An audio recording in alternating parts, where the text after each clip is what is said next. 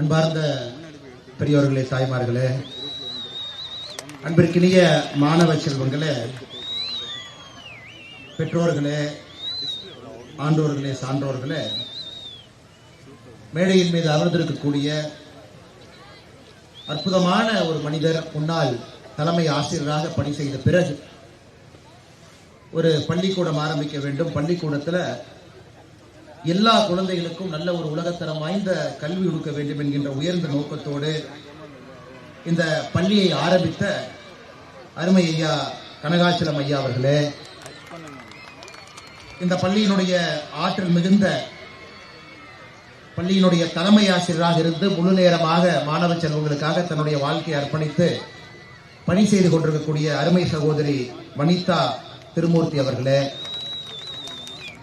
இந்த பள்ளியினுடைய தாளராக பணி செய்து கொண்டிருக்கக்கூடிய அருமை சகோதரர், ஒரு எளிமையானவர், நேர்மையானவர், அரசியல் பணியிலும் கூட ஒரு முத்திரை பதித்துக் கொண்டிருக்கக்கூடிய சகோதரர் வசந்தராஜன் அவர்களே, இந்த பள்ளியினுடைய மேனேஜ்மெண்ட் ட்ரஸ்டிகளாக இருந்து வழிநடத்தி கொண்டிருக்கக்கூடிய சகோதரி யோகாபால் அவரே, அன்பு சகோதரி திருமூர்த்தி அவர்களே,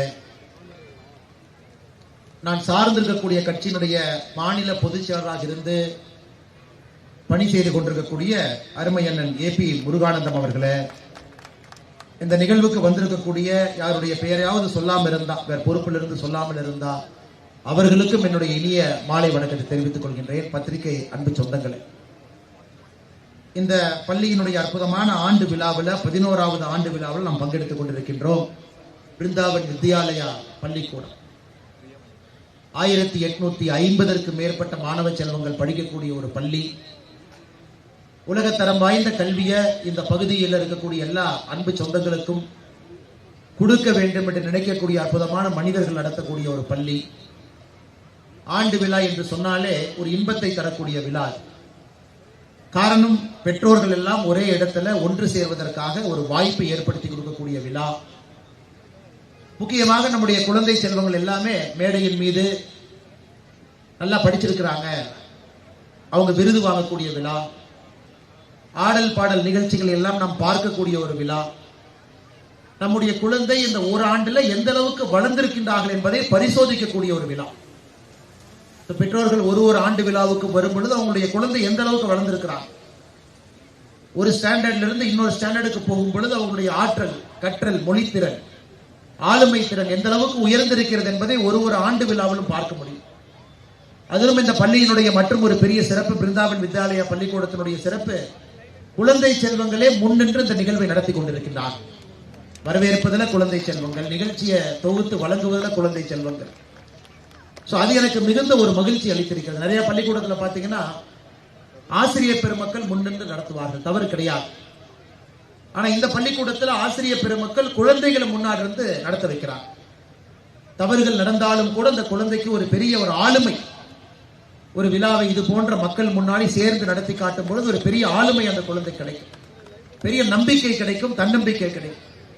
அதனால் செய்யக்கூடிய எல்லா வேலைகளும் கூட ஒரு வித்தியாசமாக இந்த பள்ளி செய்து கொண்டிருக்கின்றார்கள். அதனுடைய மனதை பெரிய அளவில் கவர்ந்திருக்கிறது. அருமை சொந்தங்களை, ஆண்டு விழாவில் பெரும்பாலும் என்ன பேசுவது, இன்னைக்கு எல்லாருமே யூடியூப்ல, இன்டர்நெட்ல எல்லாருமே விஷயத்தை தேடி தேடி படிக்கின்றோம், கற்றுக்கொள்கின்றோம். உலகம் எப்படி சென்று கொண்டிருக்கிறது என்பதை முழுமையாக உணர்ந்திருக்கின்றோம். நானும் என்னுடைய பள்ளியில, கல்லூரியில ஆண்டு விழாவில் யார் என்ன பேசினாங்கன்னு எனக்கு தெரியாதுங்க ஐயா.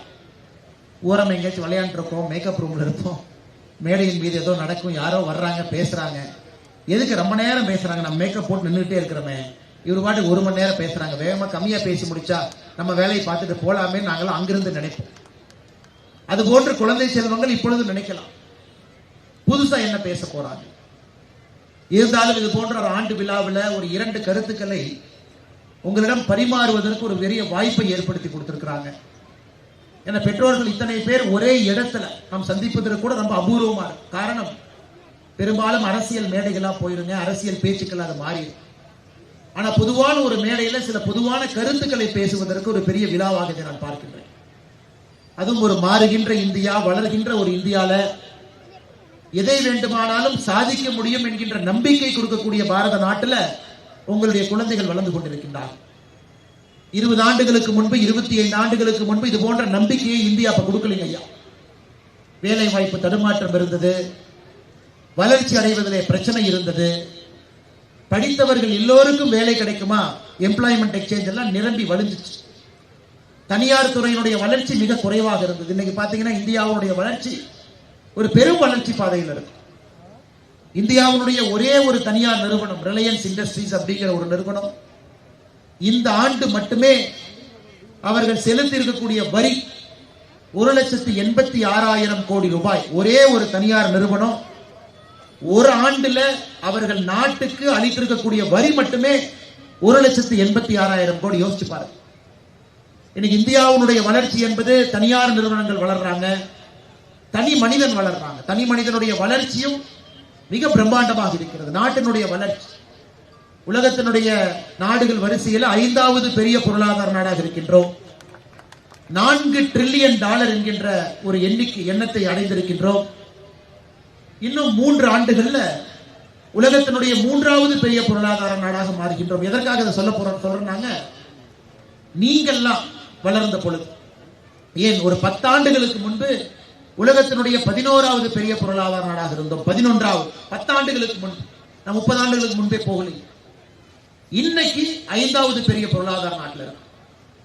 இன்னும் இன்னையிலிருந்து 3வது ஆண்டு விழா 2026, 27, 28 2028 ஆண்டு விழா இந்த பள்ளிக்கூடத்தில் நடக்கும் பொழுது உலகத்தினுடைய 3வது பெரிய நாடாக மாறி இருப்போம். கண் முன்னாடி நடந்துகிட்டு இருக்கிறது. இன்னும் ஜப்பான், ஜெர்மனி அவங்க 2 பேருமே 4, 3 இடத்துல இருக்காங்க. அவங்கள முந்தி நமக்கு மேல அமெரிக்கா, அமெரிக்காவுக்கு பிறகு சைனா, சைனாவுக்கு பிறகு இந்தியா வந்து இன்னைக்கு படிக்கக்கூடிய குழந்தைகள் எல்லாமே இவர்கள் இந்த பள்ளியிலிருந்து வெளியே வந்து கல்லூரியில படித்து முடித்து விட்டு டிகிரியை வாங்கி இருக்கும் பொழுது 3 பெரிய நாடுகள்ல ஒரு நாட்டில் அவர்கள் வாழ்வார்கள். நமக்கு அந்த பாக்கியம் கிடைக்கல, நம்முடைய குழந்தைகளுக்கு அந்த பாக்கியம் கிடைக்க போகுது. 3 பெரிய நாட்டில் 3வது பெரிய நாடு.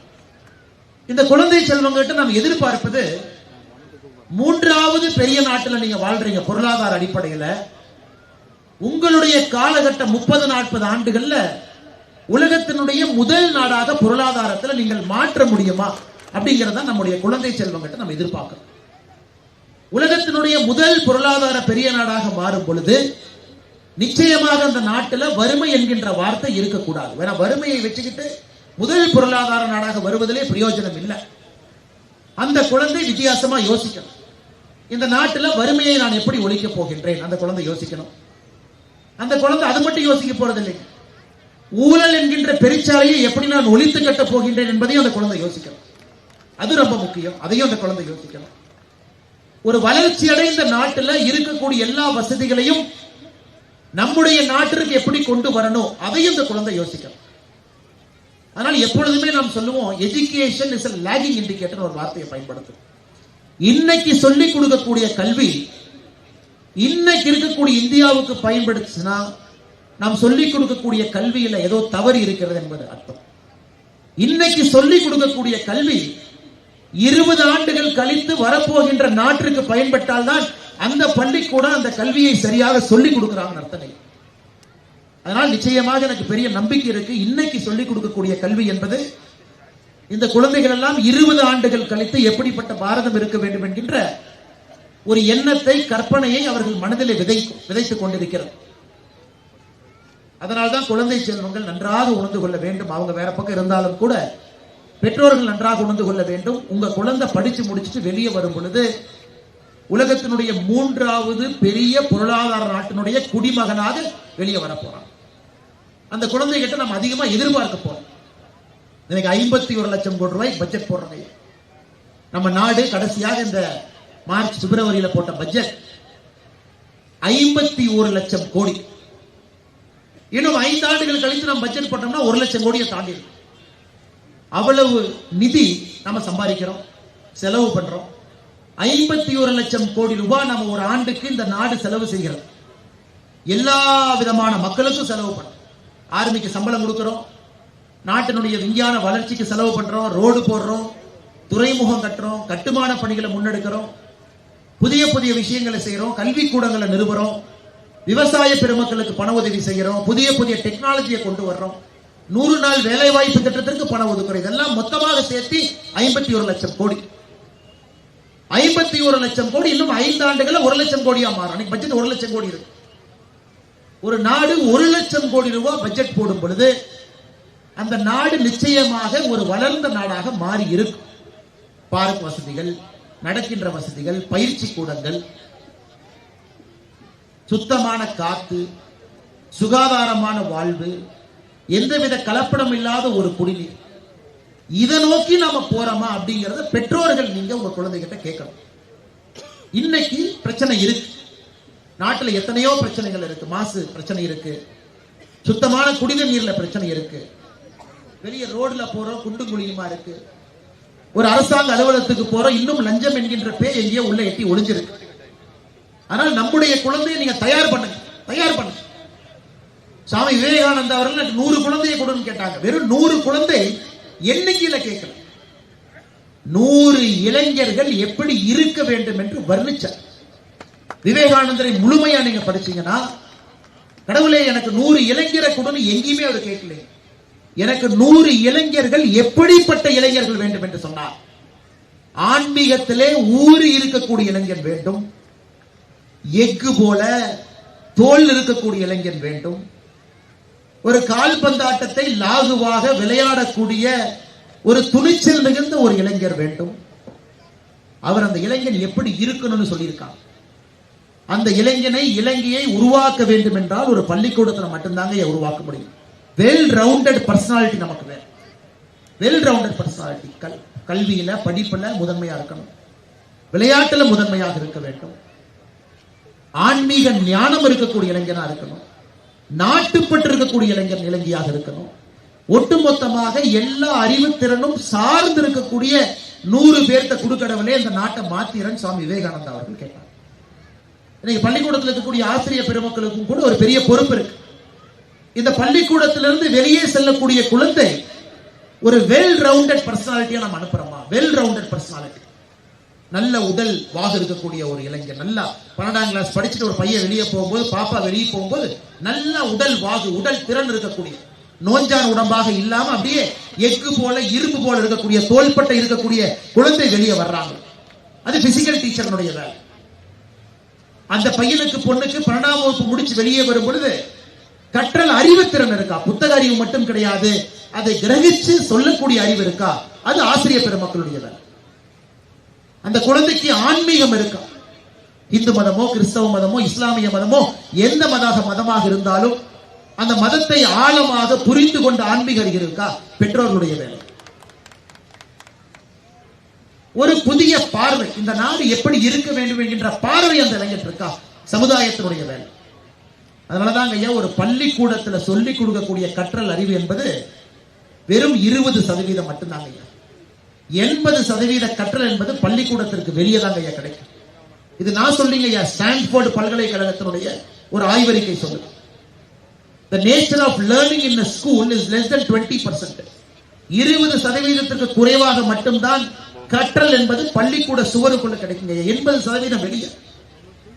அந்த வெளியே கிடைக்கிற அறிவை ஊட்டுகின்ற பொறுப்பு ஒரு சமுதாயத்திற்கு, ஒரு பெற்றோர்களுக்கு இருக்கு. ஒரு டவுன் பஸ்ல ஒரு குழந்தை ஏறி இறங்குறாங்கன்னா அங்க அறிவு இருக்கு. வெளியே நாம எப்படி நடந்துக்கிறோம் அதை ஒரு குழந்தை பார்க்கிறான், அங்க அறிவு கிடைக்கும். குழந்தை வீட்டுக்குள்ள தந்தை தாயும் எப்படி நடந்துக்கிறாங்க, அங்கிருந்து அறிவு கிடைக்கும். ஆணும் பெண்ணும் சமம் என்கின்றோம், ஆனா வீட்டுல அப்பா அம்மாவை சரியா நடத்துறாங்களா? பள்ளிக்கூடத்துல 20% மட்டும்தான். வீட்டுல அப்பா அம்மாவை சரியா நடத்தலைன்னா ஆணும் பெண்ணும் சமம் இல்லை என்கின்ற அறிவு குழந்தைகளுடைய மனசுக்குள்ள போய், அப்பா தன்னுடைய அம்மாவை எப்படி கூப்பிடுறாங்க? வா உட்காரு, ரிமோட் எடுத்து கொடு, அப்படி கூப்பிடுறாங்களா? இல்ல வீட்டுல வேலைகளை எப்படி பகிர்ந்து செய்யறாங்களா? அந்த வீட்டுக்குள்ள பெரியோர்களுக்கான மரியாதை எப்படி கொடுக்கறாங்க? பெரியோர்களுக்கான மரியாதை அந்த வீட்டுல எப்படி இருக்கு? இந்த 80% கற்றல் என்பது பள்ளிக்கூடத்துக்கு வெளியே தாங்க இங்க நடக்குது, பள்ளிக்கூடத்துக்குள்ள நடக்குது. அதனால் இங்க இருக்கக்கூடிய ஒரு பெற்றோருக்கும் அந்த மிகப்பெரிய சமுதாய பொறுப்பு இருக்கு. நாம் குழந்தைக்கு அந்த கற்றல் அறிவை வெளியே கொடுத்தால் மட்டும்தான் இந்த 20% இங்கே கிடைக்கக்கூடிய கற்றலை முழுமையாக கிரகிச்சு ஜீரணம் செஞ்சு அந்த குழந்தை சுவாமி விவேகானந்தர் அவர்கள் கேட்ட முழுமையான ஒரு குழந்தையாக இந்த பள்ளிக்கூடத்திலிருந்து வெளியே வர முடியும். ஒரு சின்ன குட்டி கதை சொல்றேன் ஐயா. ஒரு சின்ன குட்டி கதை இந்த நேரத்தில் சொல்ல வேண்டும் என்பது என்னுடைய ஆசை. ஒரு விவசாயி, அந்த விவசாயிக்கு ஐயா ஒரு குதிரை இருக்கு. அது போருக்கு போகக்கூடிய குதிரை, போர் குதிரை. பக்கத்தோடத்துல ஒரு விவசாயி, அந்த விவசாயிக்கு ஒரு போர் குதிரை. இந்த விவசாயினுடைய போருக்கு போற குதிரை ஓடி இருந்துங்க ஐயா. தோட்டத்துல இருந்து குதிரை ஓடி இருக்கு. இப்ப நம்ம கிராமத்து பகுதியில் பாத்தீங்கன்னா மாடு இறந்து விட்டாலும் கூட ஊரே கிளம்பி நம்ம தோட்டத்துக்கு வருவாங்க. என்னங்க மாடு செத்து போச்சுங்களா? அந்த காலத்துல இப்பவும் இருக்குது. கிராமத்துல ஆடு செத்து போனா கூட வீட்டுக்கு வந்து ஒரு மனிதன் இறந்ததை போல துக்கம் விசாரிக்க நம்ம கிராமத்துல வருவாங்க. அவங்க வீட்டுல மாடு செத்து போச்சுங்க, ஆடு செத்து போச்சு. குதிரை ஓடி போனே பக்கத்து வீட்டு விவசாயம் எல்லாம் வர்றாங்க. அண்ணே என்ன பெரிய துரதிருஷ்டம் பாருங்க, ஒரு குதிரை ஓடி போச்சு அண்ணே, பாவனே நீங்க. இந்த விவசாயி சொல்றாரு, என்ன பண்றது, என்னோட கருமா, நான் வளர்த்த குதிரை என்னை விட்டு ஓடி போயிடுச்சு பாருங்க ஆண்டவனே. சரியாக ஒரு மாதம் கழித்து அந்த நாட்டில் போர் வருது. அந்த ராஜா எல்லோருக்குமே ஒரு தண்டோரா போடுறாரு. எந்த தோட்டத்துல போர் குதிரை இருக்கோ எல்லாரும் போர் குதிரை எடுத்துட்டு சண்டைக்கு வாங்க. பக்கத்து தோட்டத்துக்கார குதிரை ஓடி போல, தோட்டத்திலே குதிரை இருக்கு, அவருக்கு வேற வழியே இல்லை, குதிரை எடுத்துட்டு சண்டைக்கு போறார். சண்டையில அவர் இறந்து விடுகின்றார். அப்ப இந்த விவசாயி பக்கத்து தோட்டத்துக்கு போறார். அண்ணா, நான் குதிரை ஓடி போனனால நான் தப்பிச்சேன், குதிரை இருந்தனால நீங்க செத்து போயிட்டீங்க. அப்ப உலகம் என்ன சொல்லுதுன்னா, ஐயோ பாவம், குதிரை வச்சிருந்தா கெட்ட நேரம் செத்து போயிட்டாரு பாருங்க. அதுக்கப்புறம் மறுபடியும் இந்த முதல் விவசாயி தோட்டத்துக்கு வர்றார். குதிரை ஓடி போன விவசாயி, ஓடி போன குதிரை இன்னொரு குதிரையை கூட்டிட்டு 2 குதிரை தோட்டத்துக்கு வருது, ஜோடி குதிரையா வருது. ஊர் மக்கள் சொல்றாரு, என்ன அதிர்ஷ்டம் பாருங்க, ஒரு குதிரை காணாம போச்சு, ஆனா 2 குதிரை தோட்டத்துக்கு வந்திருக்கு, பெரிய லக்குனே உங்களுக்கு. ஆமா, நான் ஏதோ நல்லது பண்ணிருப்பேன் இருக்கு, 2 குதிரையா கிடைச்சிருச்சு பாரு. அந்த விவசாயினுடைய பையன், அப்பா இந்த குதிரை மேல ஒரு சவாரி போட்டுமான்னு கேட்கிறான். இந்த விவசாயி சொல்றாரு, தம்பி குதிரை இப்பதான் ஓடி போய் வந்துச்சு, கூட ஒரு ஜோடி குதிரை வந்திருக்கு, எப்படி தெரியும்? இல்லப்பா நான் சவாரி போறேன். அந்த கூட வந்த குதிரையின் மீது சவாரி போய் குதிரை தூக்கி போட்டு கீழே முதிச்சு கழுத்து உடைஞ்சு விவசாயினுடைய பையன் இறந்தார். இந்த கதையினுடைய கருப்பொருள் என்னங்க ஐயா? இந்த கதையினுடைய கருப்பொருள் என்ன? முதல் விவசாயி குதிரை ஓடி போச்சு, நம்முடைய பார்வை ஐயோ ஏதோ தப்பு பண்ணிருக்கான், ஆண்டவன் தப்பு நிலை பண்ணிட்டாரு. அதே பக்கத்தில் வீட்டு விவசாயிட்ட குதிரை இருந்துச்சு, குதிரை இருந்தனால அந்த விவசாயி செத்தான். ஓடி போன குதிரை இன்னொரு குதிரையை கூட்டிட்டு வந்துச்சு, அதனால இந்த விவசாயினுடைய பையன் செத்தான். இதுல என்ன கருப்பொருளுங்க ஐயா? ஒரு வாழ்க்கையில வெற்றி என்பது தோல்வி என்பது நாம் பார்க்கின்ற பார்வையில மட்டும்தான் இருக்குது அப்படிங்கறதான் கருப்பொருள். குதிரை இருந்தாலும் பிரச்சனை, இல்லைனாலும் பிரச்சனை. ஒரு குதிரை ஓடி போன குதிரை 2 குதிரையில வந்தாலும் பிரச்சனை. இந்த அறிவு எதிலிருந்து கிடைக்குங்க ஐயா? பாட புத்தகத்திலிருந்து கிடைப்பதற்கு வாய்ப்பே இல்லை. ஆன்மீக அறிவு இருந்தால் மட்டும்தான் ஒரு வாழ்க்கையை சமமாக பார்க்கக்கூடிய ஒரு பண்பு கிடைக்கும்.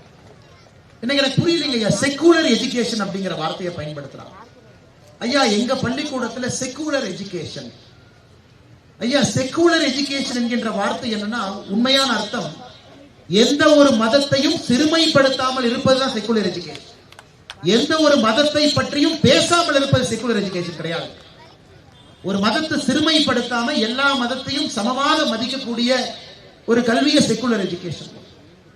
இன்னைக்கு நம்முடைய பள்ளிக்கூடத்துல தேவை ஒரு மதத்தை சார்ந்த எல்லா மதத்தையும் சொல்லிக் கொடுக்கக்கூடிய கல்வி ஒரு பள்ளிக்கூடத்துல கொஞ்சமாச்சு இருக்கணும். ஒரு பள்ளிக்கூடத்துல அரசு சொல்றாங்களோ இல்லையோ, பகவத்கீதையினுடைய 18 சாப்டரை அவங்க சொல்லி கொடுக்கணும். 8ஆம் கிளாஸ் ஆரம்பிச்சு 12ஆம் கிளாஸ் முடிக்கும் பொழுது அந்த குதிரைக்கு ஸ்லோகம், குழந்தைக்கு ஸ்லோகம் தெரிஞ்சிருக்கும், பகவத்கீதையினுடைய கருப்பொருள் தெரிஞ்சிருக்கும்.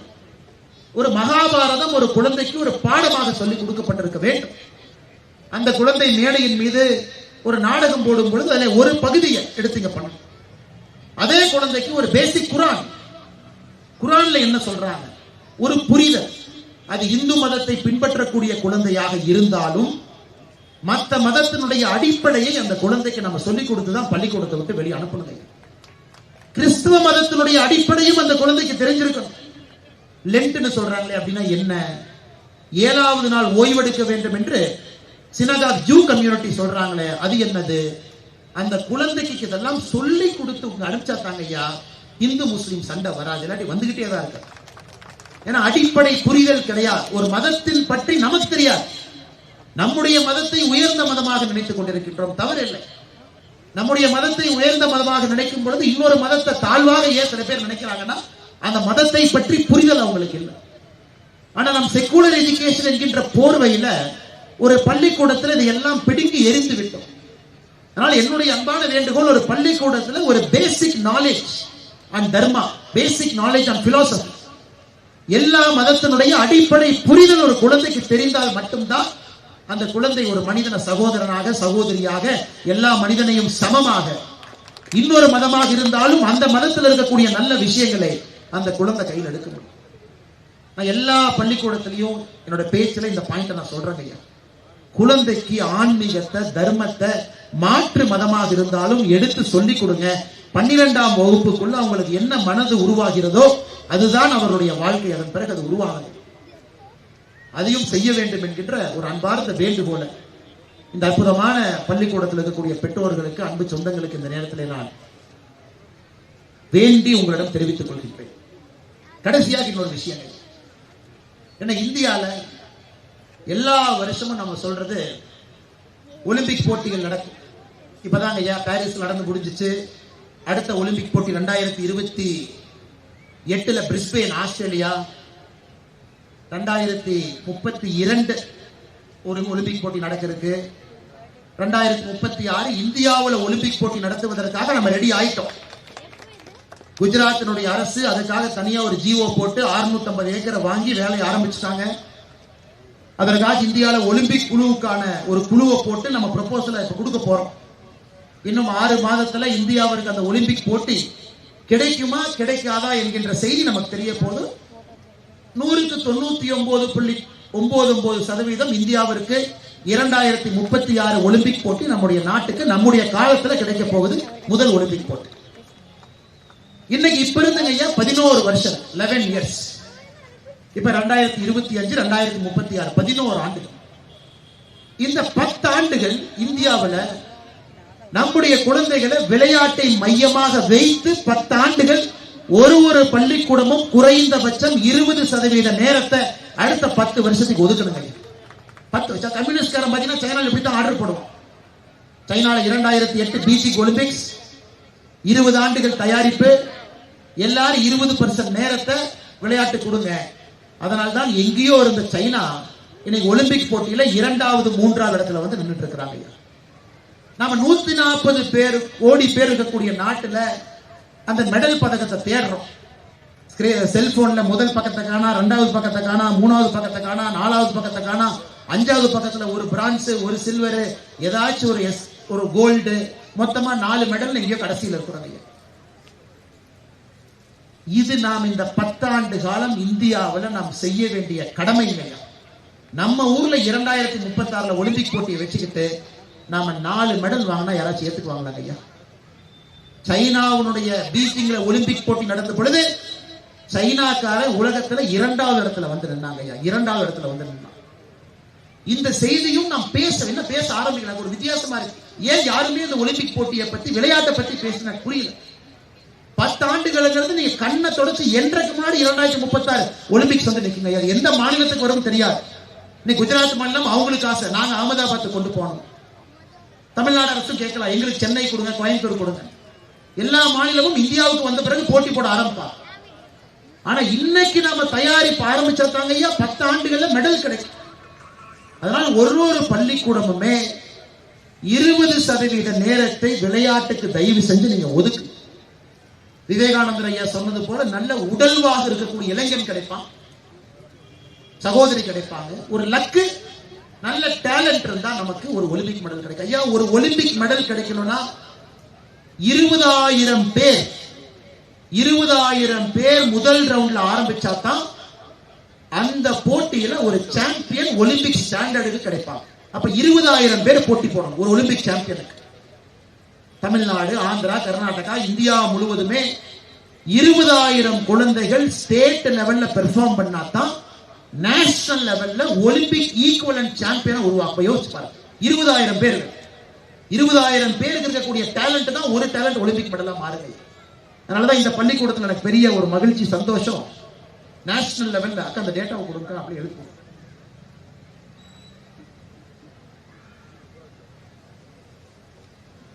அதனாலதாங்க ஐயா மிகுந்த சந்தோஷம். அன்பு சகோதரி மிருத்திகா டி நேஷனல் லெவல்ல 100 மீட்டர் ரன்னிங், லாங் ஜம்ப் இரண்டுலயும் கோல்டு வாங்கியிருக்கிறாங்க. எவ்வளவு பெரிய விஷயம் பாருங்க. அப்ப நீங்க நேஷனல் லெவல்னா 20,000 பேர், இப்படி யோசிச்சு பார்க்கணுங்க. 20,000 குழந்தைகள், அதுல ஒரு குழந்தை மிருத்திகா இந்த பள்ளிக்கூடம், இந்த குழந்தை அந்த லெவல்ல போய் மெடல் வாங்கும் பொழுது 20,000 பேர் சராசரியா பங்கேற்றிருப்பாங்க. அன்பு சகோதரி மிருத்திகா அவர்களுக்கு இந்த நேரத்தில் என்னுடைய நெஞ்சார்ந்த நன்றிகளை வாழ்த்துக்களை தெரிவிப்பதோடு, அருமை சகோதரி அனுகாசன் அவங்க நேஷனல் லெவல் டேக் ஒண்டோல கோல்டு வாங்கியிருக்கிறாங்க. இந்த செய்தி எனக்கு பெரிய ஒரு மகிழ்ச்சி கொடுத்திருக்குதுங்க ஐயா. 100 மீட்டர் ரன்னிங்ல, லாங் ஜம்ப்ல, டேக் ஒண்டோல குழந்தைகள் சாதனை பண்ண ஆரம்பிச்சிருக்கிறாங்க. அதனால உங்களுடைய குழந்தைய தயவு செஞ்சு ஏதாச்சும் ஒரு ஸ்போர்ட்ல நீங்க ஃபோர்ஸ் பண்ணுங்க ஐயா, நீங்க அனுப்புங்க, கட்டாயப்படுத்துங்க. ஸ்விம்மிங் போட்டுருங்க, சாட்டர்டே சண்டே அனுப்பிவிட்டுருங்க. பேட்மிண்டன் சாட்டர்டே சண்டே அனுப்பிவிட்டுருங்க ஐயா. இந்த ஆனுவல் ஹாலிடே மேல வருது, டிஸ்கவர் பண்ணுங்க. ஒரு 2 விளையாட்டுக்கு விட்டு நீங்களே கண்டுபிடிங்க. அந்த குழந்தை ஒரு 2-3 விளையாட்டுக்கு அனுப்புங்க. ஹேண்ட் ஐ கேம் நல்லா வருதா, லெக் சம்பந்தப்பட்ட கேம் நல்லா வருதா, அப்பர் பாடி சம்பந்தப்பட்ட கேம் நல்லா வருதா, லோவர் பாடி சம்பந்தப்பட்ட கேம் நல்லா வருதா, ஃபாரின் கண்ட்ரில எக்ஸ்பெரிமெண்ட் பண்ணித்தாங்க கண்டுபிடிக்கிறாங்க. எக்ஸ்பெரிமெண்ட் பண்ணாம அந்த குழந்தையினுடைய திறமையை நம்ம கண்டுபிடிக்கவே முடியாது. ஏன்னா ஒரு கேமுக்கு ஒரு ஸ்கில் இருக்கு. இன்னைக்கு 4ஆம் கிளாஸ் 5ஆம் கிளாஸ் படிக்கக்கூடிய குழந்தைகளுடைய பெற்றோரா நீங்க இருந்தீங்கன்னா, நீங்க இந்த ஆண்டு அடுத்த ஆண்டு 2 உங்களுக்கு ஆனுவல் லீவ் கிடைக்குது. ஏப்ரல் மே மாசம் கிடைக்குது. 60 நாள் கிடைக்குதுங்க. உங்க குழந்தைக்கு 5 கேம் போடுங்க. 5 கேம் போடுங்க. ஃபுட்பால் உங்களுக்கு பிடிச்ச 5 கேம், ஹேண்ட் ஐ, ஆர்ச்சரி, ஷூட்டிங், ஃபுட்பால். உடம்புடைய மேல் பாகம் அது ஒரு கேம், உடம்புடைய கீழ் பாகம் ஒரு கேம். இந்த கைனடிக் மோஷன், கண்ணு கோஆர்டினேஷன் ஒரு கேம். நீங்க 5 கேம் போட்டு 2 வருஷத்துல கண்டுபிடிங்க அந்த குழந்தைக்கு என்ன பிடிச்சிருக்கு, எந்த கேம் விளையாடுறாங்க. அந்த கேம் வாழ்க்கையா மாத்து. எல்லா சனி ஞாயிறும் விளையாட விடுங்க. அது என்ன ஆகும் ஐயா, ஒரு தன்னம்பிக்கை அந்த குழந்தை கிடைக்கும். ஒரு என்ட்ரன்ஸ் எக்ஸாம் படிக்கிறத விட ஒரு கேம்ல நீங்க போட வச்சீங்கன்னா என்ட்ரன்ஸ் எக்ஸாமை ஈஸியா பாஸ் பண்ணிட்டு வெளியே வரும். ஏன்னா மைண்டினுடைய சக்தி அவ்வளவு பெருசா வளரும். இத சாமி விவேகானந்தா இன்னொரு இடத்துல சொல்றாரு. இது நிறைய பேர் தவறா புரிஞ்சுக்குவாங்க. அவர் சொன்னது, உனக்கு கீதையை படிக்க 1/2 மணி நேரம் இருக்கு, அதே 1/2 மணி நேரம் கால்பந்தாட்டு விளையாடுறதுக்கு இருக்குன்னா, கீதையை படிக்காத கால்பந்தை விளையாடு. அதிலே கிடைக்கக்கூடிய மனம் என்பது கீதையை கிரகிக்கக்கூடிய மனமாக மாறிவிடும் சொல்றார். அந்த கீதையை படிக்கக்கூடிய 30 நிமிஷத்தை கால்பந்து விளையாடு, அதிலே கிடைக்கக்கூடிய மனம் கீதையை கிரகித்து விடுங்கிறார் பகவத்கீதை. அப்ப எல்லோருமே முன்னுரிமை என்பது விளையாட்டுக்கும் உடல் வலிமைக்கு கொடுக்கிறார். அது நம்ம இந்தியாவில எங்கேயோ கொடுக்க தவறிட்டோமோ அப்படிங்கிற ஒரு சின்ன ஒரு கவலை எனக்கு இருக்குதுங்க ஐயா. ஏன்னா நம்முடைய ஜெனரேஷனுக்கு அந்த வாய்ப்பு இல்லை. படிக்கணும், சம்பாதிக்கணும், வேலைக்கு போகணும், கஷ்டப்பட்டு நம்ம வளர்ந்தோம். ஆனா நம்ம குழந்தைக்கு ஒரு பெரிய பாக்கியம், நீங்க கஷ்டப்பட்டு வளர்ந்துகிட்டு இருக்கீங்க. உங்க குழந்தைக்கு அந்த கஷ்டத்தை கொடுக்க வேண்டிய அவசியம் இல்லை, குழந்தைக்கு அந்த வாய்ப்பை நீங்க கொடுக்கலாம். அதனால் பெற்றோர்கள் தயவு செஞ்சு உங்க குழந்தைய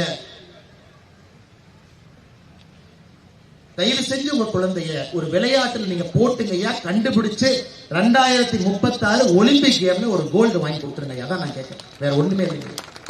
போட்டு ஒரு ஒலிம்பிக் கோல்டு நம்ம இந்தியா ஐயா குறைஞ்சபட்சம் 200 மெடல் வேணும். நல்லா யோசிச்சு, ஃபர்ஸ்டோ செகண்டோ 2036 வர்றோம்னா 200 மெடல் வேணும். இப்ப நம்ம 4 மெடல் இருக்கோம், 200 வேணும்.